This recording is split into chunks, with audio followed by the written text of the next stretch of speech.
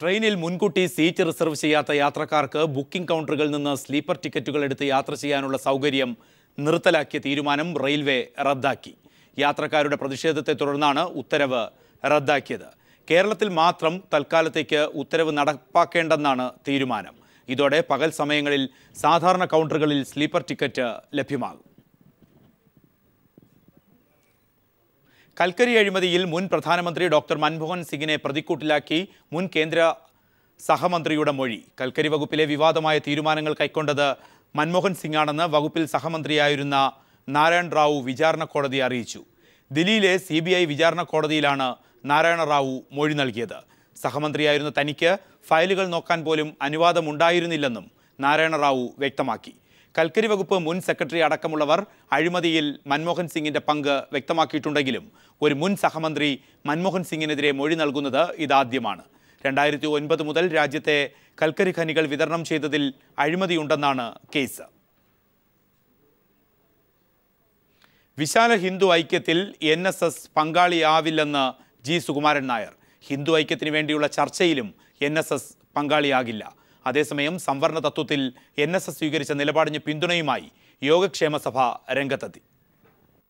രാഷ്ട്രീയ പാർട്ടി രൂപീകരിക്കുന്നതിനോ ഇന്നത്തെ സംവരണ വ്യവസ്ഥയ്ക്ക് മാറ്റം വരുത്താതെ വിശാല ഹിന്ദു ഐക്യത്തിൽ പങ്കാളിയാകുന്നതിനോ NSS ഒരുക്കമല്ല.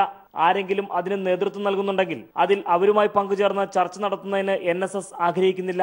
കാരണം NSSന്റെ മൂല്യാധിഷ്ഠിത ലക്ഷ്യങ്ങൾക്കും പ്രവർത്തനശൈലിക്കും അത് എതിരാണെന്ന് വ്യക്തമാക്കിയ NSS general secretary G. Sukumaran Nair വിശാല ഹിന്ദു ഐക്യത്തിന് NSS തയ്യാറെടുക്കുന്നുവെന്ന പ്രചരണം തള്ളിക്കളഞ്ഞു. ഹൈന്ദവന്റെ പൊതുതാൽപര്യങ്ങൾ സംരക്ഷിക്കാൻ വിശാല ഹിന്ദു ഐക്യത്തിൽ പങ്കാളിയായേ പറ്റൂ എന്ന അഭിപ്രായം NSSനില്ല. രാജ്യഭരണം നടത്തേണ്ടത് മതസാമുദായിക സംഘടനകളല്ല, രാഷ്ട്രീയ പാർട്ടികളാണ്. സംവരണ കാര്യത്തിൽ തീരുമാനമെടുക്കേണ്ടത് കേന്ദ്ര ഗവൺമെന്റാണ്. ഈ സാഹചര്യത്തിൽ ഒരു രാഷ്ട്രീയ പാർട്ടി രൂപീകരിച്ച് അതിൽ പങ്കാളിയാകുന്നതിലൂടെ എല്ലാം പിടിച്ചെടുക്കാമെന്ന് NSS കരുതുന്നില്ലെന്നും ജനറൽ സെക്രട്ടറി പ്രസ്താവനയിൽ വ്യക്തമാക്കി. അതേസമയം സംവരണ തത്വങ്ങളിൽ മാറ്റം വരുത്തണമെന്ന NSS നിലപാടിനോട് യോഗക്ഷേമ സഭയ്ക്ക് യോജിപ്പാണുള്ളതെന്നും യോഗക്ഷേമ സഭ സംസ്ഥാന പ്രസിഡന്റ് അക്കീരമൺ കാളിദാസ് ഭട്ടതിരിപ്പാട് പീപ്പിൾ TVയോട് പറഞ്ഞു. NSS പറയുന്ന അവരുടെ ഒരു കാഴ്ചപ്പാടാണല്ലോ. ഈ സാമ്പത്തിക സംവരണമാണ് ഈ രാജ്യത്തിന്റെ അവരുടെ മുമ്പോട്ട് വെക്കുന്ന ആശയം. ആ സാമ്പത്തിക സംവരണം ഞങ്ങൾ എന്നേ പറഞ്ഞതാണ്. എന്തായാലും നമ്മളെ രാഷ്ട്രീയ പാർട്ടി ഉണ്ടാക്കി രാജ്യം ഭരിക്കാനൊന്നുമല്ല ഞങ്ങളുടെ ആശയം. NSSും യോഗക്ഷേമ സഭയും നിലപാട് വിശദീകരിച്ചതോടെ വിശാല ഹിന്ദു ഐക്യമെന്ന സംഘപരിവാർ അജണ്ടയ്ക്ക് തിരിച്ചടിയാണ് ഉണ്ടായിരിക്കുന്നത്. TP Prashanth, news bureau, Kottayam. ഒരു രാഷ്ട്രീയ പാർട്ടിയുമായി അയിത്തമില്ലെന്ന് SNDP Yogam general secretary Vellappally Natesan. CPIM അടക്കമുള്ള നേതാക്കളുമായി ചർച്ചയ്ക്ക് തയ്യാറാണെന്നും വെള്ളാപ്പള്ളി നടേശൻ വ്യക്തമാക്കി. ആരുമായിട്ടും ചർച്ച നടത്തുന്നത് ഭൂരിപക്ഷ സമുദായം നേരിടുന്ന വിഷമങ്ങളും പ്രയാസങ്ങളും കേട്ട് അത് പരിഹരിക്കുവാൻ ആര് തയ്യാറായാലും അവരോട് ഞങ്ങൾക്ക് വളരെ സന്തോഷമുള്ള ആ പരിഹരിക്കാൻ അവർ തയ്യാറാകുന്നവരോട് കൂടി സഹകരിക്കാൻ ഞങ്ങൾക്ക് എന്താ വിഷമം? ഞങ്ങൾ നേരത്തെ പറഞ്ഞില്ല, ഞങ്ങൾ ആരുടെ ഒരു പാർട്ടിയും വാലല്ല ചൂലല്ല. ശ്രീനാരായണീയ ദർശനങ്ങളെ വക്രീകരിച്ച് പ്രചരിപ്പിക്കുന്നത് ഗുരുനിന്ദയെന്ന് കോടിയേരി ബാലകൃഷ്ണൻ. ശ്രീനാരായണ ഗുരുവിനെ ഹിന്ദു ദൈവമാക്കാനുള്ള ആസൂത്രിത ശ്രമം നടക്കുന്നുവെന്നും കോടിയേരി ബാലകൃഷ്ണൻ പറഞ്ഞു. അതേസമയം ആരുടെയും സ്വാർത്ഥ നേട്ടങ്ങൾക്ക് ശ്രീനാരായണ ഗുരുവിനെ ഉപയോഗിക്കരുതെന്നും ഗുരുവിനെ ആർക്കും രാഷ്ട്രീയവൽക്കരിക്കാനാകില്ലെന്നും ആഭ്യന്തരമന്ത്രി രമേശ് ചെന്നിത്തലയും അഭിപ്രായപ്പെട്ടു. ശ്രീനാരായണ ഗുരുവിൻ്റെ തത്വങ്ങളെ വക്രീകരിച്ചുകൊണ്ട് അവതരിപ്പിക്കുന്നത് ഗുരുനിന്ദയാണ് എന്ന് തിരിച്ചറിയാൻ കഴിയുന്നൊരു സമൂഹമായി നമ്മുടെ സമൂഹത്തെ മാറ്റിയെടുക്കണം. ശ്രീനാരായണ ഗുരുവിനെ ഹിന്ദു ദൈവമാക്കാനുള്ള ആസൂത്രിതമായ ശ്രമം നടക്കുന്നുണ്ട്. ഇതിനെതിരായിട്ടാണ് ശ്രീനാരായണ ഗുരു ഓരോ വാക്യങ്ങളും തൻ്റെ ജീവിതകാലത്തുടനീളം പ്രയോഗിച്ചിട്ടുള്ളത്. ഗുരുവിനെ ആർക്കും തട്ടിയെടുക്കാനോ പിടിച്ചെടുക്കാനോ കഴിയില്ല. ഈ സമൂഹത്തിൻ്റെ ഏറ്റവും വലിയ സ്വത്താണ് ശ്രീനാരായണ ഗുരുദേവൻ. ആരുടെയെങ്കിലും നേട്ടത്തിനോ ആർക്കെങ്കിലും എതിരായിട്ടോ നമുക്ക് ഒരിക്കലും ഗുരുദർശനങ്ങളെ ഉപയോഗിക്കാൻ സാധ്യമല്ല. കാരണം ഗുരുവിൻ്റെ ദർശനങ്ങൾ അതിനെല്ലാം അതീതമാണ്. ഗുരുദർശനങ്ങളെ നമുക്ക് രാഷ്ട്രീയവൽക്കരിക്കാൻ സാധ്യമല്ല. ഗുരുദേവ തത്വങ്ങളെ നമുക്ക് കുഴപ്പങ്ങൾക്കും അസ്വസ്ഥതകൾക്കും വേണ്ടി ഉപയോഗിക്കാൻ സാധ്യമല്ല. ഗുരുദർശനങ്ങൾ അതിനെല്ലാം അതീതമാണ്. സ്വാശ്രയ വിഷയത്തിൽ ന്യൂനപക്ഷ കമ്മീഷൻ വിളിച്ചു ചേർത്ത യോഗത്തിൽ സർക്കാരിനെതിരെ രൂക്ഷ വിമർശനം. ക്രിസ്ത്യൻ മാനേജ്മെന്റുകളോട് മൃദു സമീപനം സ്വീകരിക്കുന്ന സർക്കാർ മുസ്ലിം മാനേജ്മെന്റുകളോട് പ്രതികാര നടപടികൾ സ്വീകരിക്കുന്നുവെന്ന് സമുദായ നേതാക്കൾ കുറ്റപ്പെടുത്തി. അതേസമയം മുസ്ലിം മാനേജ്മെന്റുകൾ ന്യൂനപക്ഷ പദവി ദുരുപയോഗം ചെയ്തെന്ന് തെളിഞ്ഞതായും ഇത്തരം കോളേജുകൾക്ക് സർക്കാർ നൽകുന്ന ആനുകൂല്യങ്ങൾ മരവിപ്പിക്കുമെന്നും ന്യൂനപക്ഷ commission chairman advocate M Beerankutty വ്യക്തമാക്കി. സ്വാശ്രയ മെഡിക്കൽ പ്രവേശനവുമായി ബന്ധപ്പെട്ട് മുസ്ലിം മാനേജ്മെന്റുകൾ ന്യൂനപക്ഷ പദവി ദുരുപയോഗം ചെയ്യുന്നുവെന്ന പരാതിയെ തുടർന്നാണ് ന്യൂനപക്ഷ കമ്മീഷൻ മാനേജ്മെന്റ് പ്രതിനിധികളുടെയും സമുദായ നേതാക്കളുടെയും യോഗം വിളിച്ചു ചേർത്തത്. കോഴിക്കോട്ട് നടന്ന യോഗത്തിൽ സമുദായ നേതാക്കളും മാനേജ്മെന്റ് പ്രതിനിധികളും സർക്കാരിനെതിരെ രൂക്ഷ വിമർശനം ഉന്നയിച്ചു. ഒരു ഇലയിൽ രണ്ട് സദ്യ വിളമ്പുന്ന നിലപാടാണ് സർക്കാർ സ്വീകരിക്കുന്നത്.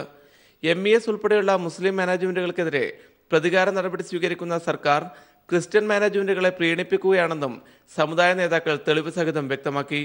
എല്ലാ മാനേജ്മെന്റുകളോടും ഒരേ നിലപാട് സ്വീകരിക്കണമെന്നും പ്രവേശനം 50:50 അനുപാതത്തിലാക്കണമെന്നും യോഗത്തിൽ സംസാരിച്ച Muslim League general secretary KPA Majeed ആവശ്യപ്പെട്ടു. എല്ലാ മാനേജ്മെന്റിനോടും ഒരേ സമീപനം, അതേസമയത്ത് 50-50 എന്നുള്ള അടിസ്ഥാന നിലപാടിന് വ്യത്യാസം വരുത്താൻ പാടില്ല. അതാണ് ലീഗ് നിലപാട്. അതേസമയം മുസ്ലിം മാനേജ്മെന്റുകൾക്കെതിരെ രൂക്ഷമായ വിമർശനമാണ് ന്യൂനപക്ഷ commission chairman advocate M Beerankutty യോഗത്തിൽ ഉന്നയിച്ചത്. മുസ്ലിം മാനേജ്മെന്റുകൾ ന്യൂനപക്ഷ പദവി ദുരുപയോഗം ചെയ്തതായി തെളിഞ്ഞെന്നും ഈ കോളേജുകൾക്ക് സർക്കാർ നൽകുന്ന ആനുകൂല്യങ്ങൾ മരവിപ്പിക്കുമെന്നും ബീരാൻകുട്ടി പറഞ്ഞു. ഈ അഡ്മിഷൻ കൊടുക്കുന്നതിൽ തന്നെ ക്രമക്കേട് നടന്നാൽ അത് ദുരുപയോഗമായിട്ട് കണ്ടൂടെ? കേരള ഗവൺമെൻറ് ഈ സ്ഥാപനങ്ങൾക്ക് നൽകുന്ന എല്ലാ ആനുകൂല്യങ്ങളും അവർ പറയുന്നത് കേൾക്കുന്നില്ലെങ്കിൽ ഉടനെ സ്റ്റോപ്പ് ചെയ്യണം. യോഗത്തിൽ സർക്കാരിനെതിരെ ഉയർന്ന വിമർശനങ്ങൾ മുഖ്യമന്ത്രിയുടെ ശ്രദ്ധയിൽപ്പെടുത്തുമെന്നും ബീരാൻകുട്ടി അറിയിച്ചു. PV കുട്ടൻ, കോഴിക്കോട്. കൈരളി പീപ്പിൾ TV പ്രഥമ ജ്വാല അവാർഡുകൾ നാളെ വിതരണം ചെയ്യും. തിരുവനന്തപുരത്ത് പത്മശ്രീ ഭരത് മമ്മൂട്ടിയും മന്ത്രി PK കുഞ്ഞാലിക്കുട്ടിയും ചേർന്നാണ് അവാർഡുകൾ വിതരണം ചെയ്യുക. സംസ്ഥാനത്തെ മികച്ച യുവ വനിതാ സംരംഭകർക്കുള്ളതാണ് ജ്വാല അവാർഡുകൾ. ജനകീയ നാമനിർദ്ദേശത്തിലൂടെ ലഭിച്ച എൻട്രികളിൽ നിന്നാണ് അവാർഡ് ജേതാവിനെ തെരഞ്ഞെടുത്തത്. മുൻ additional chief secretary J. Lalithambika IAS, സംസ്ഥാന ആസൂത്രണ ബോർഡ് അംഗം G. വിജയരാഘവൻ എന്നിവരാണ് വിധിനിർണയ സമിതി. ചൊവ്വാഴ്ച വൈകിട്ട് 5-ന് തിരുവനന്തപുരം മസ്കറ്റ് ഹോട്ടലിൽ വെച്ചാണ് അവാർഡ് പ്രഖ്യാപനവും വിതരണവും നടക്കുക. Kairali TV managing director John Brittas അധ്യക്ഷനാകുന്ന ചടങ്ങ് പത്മശ്രീ ഭരത് മമ്മൂട്ടി ഉദ്ഘാടനവും മന്ത്രി PK കുഞ്ഞാലിക്കുട്ടി മുഖ്യപ്രഭാഷണവും നടത്തും. തുടർന്ന് വിധികർത്താക്കൾ അവാർഡ് പ്രഖ്യാപിക്കും. മമ്മൂട്ടിയും കുഞ്ഞാലിക്കുട്ടിയും ചേർന്ന് അവാർഡ് വിതരണം ചെയ്യും. Mayor K. Chandrika, KSIDC MD M. Beena IAS എന്നിവർ ചടങ്ങിന് ആശംസ നേരും. ചടങ്ങിന് കൈരളി TV ഡയറക്ടർമാരായ TR അജയൻ സ്വാഗതവും PA സിദ്ധാർത്ഥ മേനോൻ നന്ദിയും പറയും. News bureau, Thiruvananthapuram. ഷിംലയിലെ ബിലാസ്പൂരിൽ 9 ദിവസമായി തുരങ്കത്തിൽ കുടുങ്ങിക്കിടന്ന 2 ഖനി തൊഴിലാളികളെ രക്ഷപ്പെടുത്തി. കാണാതായ മൂന്നാമന് വേണ്ടിയുള്ള തെരച്ചിൽ തുടരുകയാണ്. വിദ്യാർത്ഥികൾക്ക് നീന്തൽ പരിശീലനം നൽകാൻ നൂതന പദ്ധതിയുമായി സാഹസിക നീന്തൽ താരം SP മുരളീധരൻ. സ്വിം കേരള എന്ന പദ്ധതിയിലൂടെ സംസ്ഥാന വ്യാപകമായി സ്കൂളുകളിൽ നീന്തൽ പഠിപ്പിക്കാനാണ് ഇദ്ദേഹം ലക്ഷ്യമിടുന്നത്. കുട്ടികൾക്ക് നീന്തൽ പഠനത്തിനായി മുരളീധരൻ രചിച്ച പുസ്തകവും ഉടൻ പുറത്തിറങ്ങും. ആർത്തിരമ്പി വരുന്ന തിരമാലകളും അപകടകരമായ ചുഴികളും നിരവധി തവണ നീന്തിക്കടന്ന ദീർഘദൂര സാഹസിക നീന്തൽ താരം SP മുരളീധരൻ താൻ പഠിച്ച പാഠങ്ങൾ പുതുതലമുറയ്ക്ക് പകർന്നു നൽകാനൊരുങ്ങുകയാണ്. സ്വിം കേരള എന്ന പദ്ധതിയിലൂടെ സംസ്ഥാന വ്യാപകമായി വിദ്യാർത്ഥികൾക്ക് നീന്തൽ പരിശീലനം നൽകാനാണ് മുരളീധരൻ ലക്ഷ്യമിടുന്നത്. നമ്മുടെ സ്വയം രക്ഷയ്ക്കും പരരക്ഷയ്ക്കും നമ്മളൊരു അപകടത്തിൽ പെട്ട് കഴിഞ്ഞാൽ നമുക്ക് സ്വയം രക്ഷ നേടാനും അതോടൊപ്പം മറ്റുള്ളവർ അപകടത്തിൽ പെടുന്നത് കണ്ടു കഴിഞ്ഞാൽ നമുക്ക് പോയി അവരെ രക്ഷപ്പെടുത്താനും പറ്റുന്ന രീതിയിലുള്ളൊരു നീന്തൽ ആണ് ഞാൻ യുവാക്കളിലും സ്കൂൾ കുട്ടികളിലും പഠിപ്പിക്കാൻ ഉദ്ദേശിക്കുന്നത്. വിദേശ നിർമ്മിതമായ പോർട്ടബിൾ നീന്തൽക്കുളം സ്കൂളുകളിൽ താൽക്കാലികമായി സ്ഥാപിച്ചാണ് നീന്തൽ പഠിപ്പിക്കാൻ ഉദ്ദേശിക്കുന്നത്. 4 മാസത്തിനകം പദ്ധതിക്ക് തുടക്കമാവും. നീന്തൽ പരിശീലനത്തിനായി മുരളീധരൻ രൂപീകരിച്ച save water save life charitable സൊസൈറ്റിയുടെ ആഭിമുഖ്യത്തിലാണ് പരിശീലന കളരികൾ സംഘടിപ്പിക്കുക.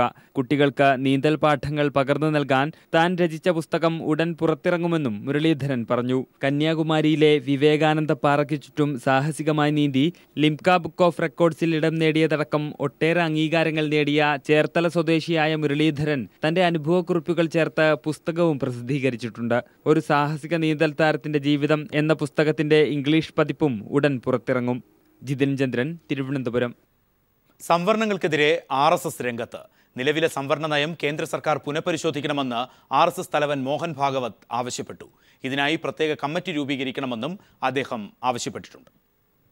ഗുജറാത്തിൽ പട്ടേൽ സമുദായം നടത്തുന്ന സംവരണ വിരുദ്ധ പ്രക്ഷോഭത്തിന്റെ പശ്ചാത്തലത്തിലാണ് RSS തലവന്റെ പ്രതികരണം. RSS മുഖപത്രമായ ഓർഗനൈസറിന് അനുവദിച്ച അഭിമുഖത്തിൽ കേന്ദ്ര സർക്കാർ ജാതി മത അടിസ്ഥാനത്തിൽ നൽകിവരുന്ന സംവരണ നയത്തിനെതിരെ മോഹൻ ഭഗത് ആഞ്ഞടിച്ചു. ഈ നയം കേന്ദ്ര സർക്കാർ പുനഃപരിശോധിക്കണം. ഇതിനായി പ്രത്യേക കമ്മിറ്റി രൂപീകരിക്കണമെന്നും മോഹൻ ഭഗത് ആവശ്യപ്പെട്ടു. നേരത്തെയും സംവരണത്തിനെതിരെ പ്രതികരിച്ചിട്ടുള്ള മോഹൻ ഭഗത്തിന്റെ പ്രസ്താവനയോട് അനുകൂലമായാണ് NDA സർക്കാർ നിലപാട്. സംവരണം നൽകുക അല്ലെങ്കിൽ മറ്റാർക്കും സംവരണം നൽകരുതെന്ന മുദ്രാവാക്യമുയർത്തി സംവരണ വിരുദ്ധ പ്രക്ഷോഭം നടത്തുന്ന പട്ടേൽ സമുദായത്തിന് പിന്നിൽ RSS ആണെന്ന് ആരോപണമുണ്ട്. ഇത് വെളിവാക്കുന്നതുകൂടിയാണ് മോഹൻ ഭഗത്തിന്റെ ഇപ്പോഴത്തെ പ്രസ്താവന. സംവരണം പൂർണ്ണമായി മാറ്റുകയെന്ന സംഘപരിവാർ അജണ്ട പട്ടേൽ സമുദായ പ്രക്ഷോഭത്തിന്റെ മറവിൽ നടപ്പിലാക്കാൻ ശ്രമിക്കുകയാണ് RSS. News bureau, Delhi. സർക്കാരിനെതിരെ രൂക്ഷ വിമർശനവുമായി സമസ്ത രംഗത്ത്. സമസ്തയുടെ മുഖപ്രസംഗത്തിലെഴുതിയ ലേഖനത്തിലാണ് ഈ വിമർശനം. MESനെതിരെ സർക്കാർ തലത്തിൽ കുപ്രചരണം നടത്തുന്നു. സർക്കാരിന് ക്രിസ്ത്യൻ മാനേജ്മെന്റിനോട് പൊൻകുഞ്ഞ് നയമെന്നും മുഖപ്രസംഗത്തിൽ വിമർശനം. സമസ്തയുടെ മുഖപത്രമായ സുപ്രഭാതത്തിന്റെ മുഖപ്രസംഗത്തിലാണ് സർക്കാരിനും മുഖ്യമന്ത്രി ഉമ്മൻചാണ്ടിക്കും ന്യൂനപക്ഷ കമ്മീഷനുമെതിരെ രൂക്ഷ വിമർശനം ഉന്നയിച്ചിരിക്കുന്നത്. MES മാനേജ്മെന്റിനെതിരെ സർക്കാർ തലത്തിൽ വ്യാജ പ്രചാരണം നടത്തുകയാണ്. സർക്കാരുമായുള്ള കരാർ ലംഘിച്ചതിന്റെ പേരിലാണ് MESന്റെ സീറ്റുകൾ റദ്ദാക്കിയതെങ്കിൽ സർക്കാർ കരാർ ലംഘിച്ച് ലക്ഷങ്ങൾ കോഴ വാങ്ങുന്ന ക്രിസ്ത്യൻ മാനേജ്മെന്റുകൾക്ക് ഇത് ബാധകമല്ലേ എന്ന ചോദ്യവും സമസ്ത ഉയർത്തുന്നു. മുഖ്യമന്ത്രിക്ക് ക്രിസ്ത്യൻ മാനേജ്മെന്റുകളോട് തൻകുഞ്ഞ് പൊൻകുഞ്ഞ് നിലപാടാണ്. തിരുവല്ല പുഷ്പഗിരി, തൃശൂർ അമല, ജൂബിലി മെഡിക്കൽ കോളേജുകൾക്ക് മുഖ്യമന്ത്രി മനസ്സറിഞ്ഞ് ആനുകൂല്യങ്ങൾ വാരിക്കോരി കൊടുക്കുകയാണ്. ഉമ്മൻചാണ്ടി കേരളീയരുടെ മുഴുവൻ മുഖ്യമന്ത്രിയാണ്. ഒരു വിഭാഗത്തിന്റെ മാത്രമല്ലെന്ന് ഓർക്കണമെന്നും സമസ്ത മുന്നറിയിപ്പ് നൽകുന്നു. സെക്രട്ടേറിയറ്റ് കേന്ദ്രീകരിച്ച് മുസ്ലിം സമുദായത്തിനെതിരെ ഉപജാപങ്ങളും ഗൂഢാലോചനകളും നടക്കുകയാണ്. MG സർവകലാശാല വൈസ് ചാൻസലർ ഡോക്ടർ ബാബു സെബാസ്റ്റ്യന്റെ നേതൃത്വത്തിൽ PVC ഡോക്ടർ ഷീന ഷുക്കൂറിനെതിരെ നടക്കുന്ന ഗൂഢാലോചനകൾ ഇതിന്റെ ഭാഗമാണെന്നും മുഖപ്രസംഗം പറയുന്നു. സ്വാശ്രയ വിഷയത്തിൽ സമസ്ത സ്വീകരിക്കുന്ന കടുത്ത നിലപാട് മുഖ്യമന്ത്രിക്കും UDFനും തലവേദനയായിരിക്കുകയാണ്. PV കുട്ടൻ, കോഴിക്കോട്. DCC പുനർസംഘടനയുമായി മുന്നോട്ട് നീങ്ങിയ VM സുധീരനെ തള്ളി ഗ്രൂപ്പുകളുടെ ഉറച്ച നിലപാട്. തദ്ദേശ തെരഞ്ഞെടുപ്പ് വരെ പുനർസംഘടന നിർത്തിവെക്കാൻ ഹൈക്കമാൻഡ് ചർച്ചകൾക്ക് ശേഷവും AI ഗ്രൂപ്പുകൾ തീരുമാനമെടുത്തു. പുനർസംഘടന KPCC അധ്യക്ഷന്റെ വ്യക്തിപരമായ വാശിയാണെന്നാണ് ഗ്രൂപ്പുകളുടെ അഭിപ്രായം. തദ്ദേശ തെരഞ്ഞെടുപ്പ് ചർച്ച ചെയ്യാൻ നാളെ UDF യോഗം ചേരും. ഹൈക്കമാൻഡിന്റെ അനുമതി ചൂണ്ടിക്കാട്ടി DCC പുനഃസംഘടനയുമായി മുന്നോട്ട് നീങ്ങാനായിരുന്നു VM സുധീരന്റെ തീരുമാനം. DCC അധ്യക്ഷന്മാർക്ക് ഇക്കാര്യത്തിൽ നിർദ്ദേശം നൽകാനും ആലോചനയുണ്ടായി. എന്നാൽ പുനഃസംഘടന നിർത്തിവെക്കണമെന്ന ഉറച്ച നിലപാടാണ് ഹൈക്കമാൻഡ് ചർച്ചകൾക്ക് ശേഷവും ഗ്രൂപ്പുകൾ സ്വീകരിച്ചത്. ഈ സാഹചര്യത്തിലാണ് സുധീരന്റെ പിന്മാറ്റം. തെരഞ്ഞെടുപ്പ് സമയത്ത് പുനഃസംഘടനയിൽ വാശി പിടിക്കുന്നതിന് അംഗീകരിക്കാനാകില്ലെന്നാണ് ഗ്രൂപ്പുകളുടെ തീരുമാനം. സ്ഥാനാർത്ഥികളാകുന്നവരെ ഒഴിവാക്കി പുതിയ ആളുകളെ ഉൾപ്പെടുത്തി പുനഃസംഘടന പിന്നീട് നടത്താമെന്നും ഗ്രൂപ്പുകൾ ചൂണ്ടിക്കാണിക്കുന്നു. രാഹുൽ ഗാന്ധിയുമായി നടത്തിയ കൂടിക്കാഴ്ചയ്ക്ക് ശേഷം KPCC അധ്യക്ഷൻ നടത്തിയ പരസ്യമായ അഭിപ്രായ പ്രകടനത്തെയും ഗ്രൂപ്പുകൾ വിമർശിക്കുന്നു. പുനഃസംഘടനയുമായി മുന്നോട്ട് നീങ്ങുന്നത് സുധീരന്റെ വ്യക്തിപരമായ വാശിയാണെന്നും ഗ്രൂപ്പുകൾ നിലപാടെടുത്തു. അതേസമയം കോൺഗ്രസിലെ ആഭ്യന്തര കലഹം മൂർച്ഛിച്ചത് തെരഞ്ഞെടുപ്പിൽ തിരിച്ചടിയുണ്ടാക്കുമെന്ന് UDF കക്ഷി നേതാക്കൾ അഭിപ്രായപ്പെടുന്നു. നാളെ ചേരുന്ന UDF യോഗത്തിൽ ഇക്കാര്യം അറിയിക്കും. തദ്ദേശ തെരഞ്ഞെടുപ്പിൽ പുതിയ കക്ഷികളുടെ സീറ്റ് ഉൾപ്പെടെയുള്ള കാര്യങ്ങളിൽ നാളെ ചേരുന്ന UDF യോഗത്തിൽ ചർച്ച നടക്കും. UDFന് മുമ്പായി ഘടകകക്ഷികളുമായി കോൺഗ്രസ് ഉഭയകക്ഷി ചർച്ച നടത്തും. MR സജേഷ്, തിരുവനന്തപുരം. ആറളത്ത് തോട്ടം തൊഴിലാളികളുടെ സമരം പുരോഗമിക്കുന്നു. സംയുക്ത ട്രേഡ് യൂണിയന്റെ നേതൃത്വത്തിലാണ് സമരം. വേതന വർധനവ്, സ്ഥിരം നിയമനം തുടങ്ങിയ ആവശ്യങ്ങൾ ഉന്നയിച്ചാണ് തൊഴിലാളികൾ സമരം നടത്തുന്നത്. ആറളം ഫാം തൊഴിലാളികൾക്ക് കേരള സംസ്ഥാന കൃഷിഫാമിലെ ശമ്പളം നടപ്പിലാക്കുക, കാഷ്വൽ തൊഴിലാളികളെ സ്ഥിരപ്പെടുത്തുക തുടങ്ങിയ ആവശ്യങ്ങൾ ഉന്നയിച്ച് ആറളത്തെ തോട്ടം തൊഴിലാളികൾ സമരരംഗത്തിറങ്ങിയതോടെ തോട്ടം മേഖല സ്തംഭിച്ചു. സ്ത്രീ തൊഴിലാളികളടക്കം മുഴുവൻ തൊഴിലാളികളും സമരരംഗത്തിറങ്ങി. 38 വർഷമായി നമ്മുടെ ഇവിടെ ജോലി ചെയ്യുന്നു. എനിക്കിനി 2 മാസേ ഉള്ളൂ. നമ്മൾ ഇതുവരെയും പട്ടിണിയും പരിവട്ടമായിട്ടാണ് കഴിച്ചു കൂട്ടെ. ഇതുവരെയും നമ്മൾ ഒരു ശമ്പള വർധനവോ ഒരു 10 പൈസ കൂട്ടിത്തരുവോ ഒന്നും ചെയ്തില്ല.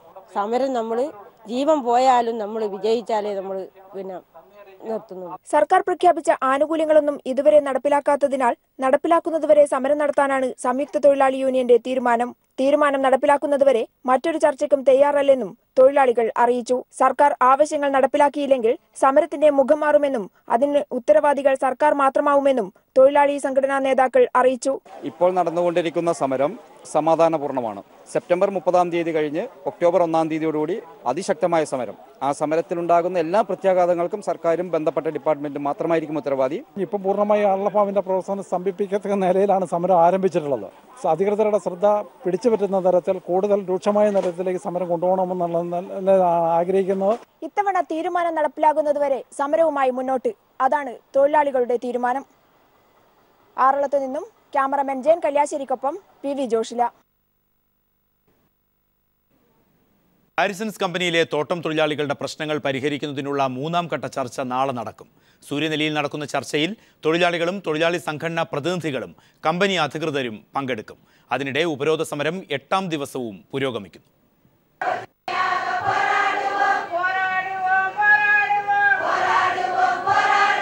ബോണസിനും കൂലിക്കുമൊപ്പം അടിസ്ഥാന സൗകര്യങ്ങളും വർദ്ധിപ്പിക്കണമെന്നാവശ്യപ്പെട്ടുള്ള സമരം പരിഹരിക്കാൻ 2 തവണ ചേർന്ന യോഗവും ഹാരിസൺസ് കമ്പനിയുടെ പിടിവാശിയെ തുടർന്ന് പരാജയപ്പെടുകയായിരുന്നു. കമ്പനി 35 കോടി രൂപയുടെ നഷ്ടത്തിലാണെന്നും 8.3% മാത്രമേ ബോണസ് നൽകാൻ കഴിയുകയുള്ളൂ എന്നും കൂലി 500 രൂപയാക്കാൻ കഴിയില്ല എന്നുമാണ് കമ്പനി വിശദീകരിച്ചത്. തൊഴിലാളികളും തൊഴിലാളി സംഘടനാ പ്രതിനിധികളും കമ്പനിയുടെ പരിഹാസപൂർണമായ നിലപാടിൽ പ്രതിഷേധിച്ചതോടെ 22-ന് വീണ്ടും ചർച്ചയാകാമെന്ന് തീരുമാനിക്കുകയായിരുന്നു. வந்திருந்த சாப்பாடு கூட வழி கிடையாது. இவ்வளவு நோயாளியா இருந்தாலுமே சரி அவங்க 10 பைசா எங்களுக்கு தரப்போறது கிடையாது. இன்னைக்கு அதனால வேண்டி நாங்க போராடுறோம். எங்க உரிமையை நாங்க விட்டு கொடுக்க மாட்டோம். അപ്പർ സൂര്യനെല്ലിയിൽ തുടങ്ങിയ സമരം ഇപ്പോൾ ലോവർ സൂര്യനെല്ലി, നാഗമല, ലാക്കാട്, പന്നിയാർ തുടങ്ങി 7 ഡിവിഷനുകളിലേക്ക് വ്യാപിച്ചിട്ടുണ്ട്. സമരം കൂടുതൽ സങ്കീർണമാകുന്ന വേളയിൽ ചൊവ്വാഴ്ച നടക്കുന്ന ചർച്ചയിൽ ഇവരുടെ പ്രശ്നങ്ങൾക്ക് പരിഹാരം ഉണ്ടാകും എന്നാണ് പ്രതീക്ഷിക്കുന്നത്. സൂര്യനെല്ലിയിൽ നിന്നും ദിലീപ് ഗോപിക്കൊപ്പം സമീർ വഴങ്ങോട്.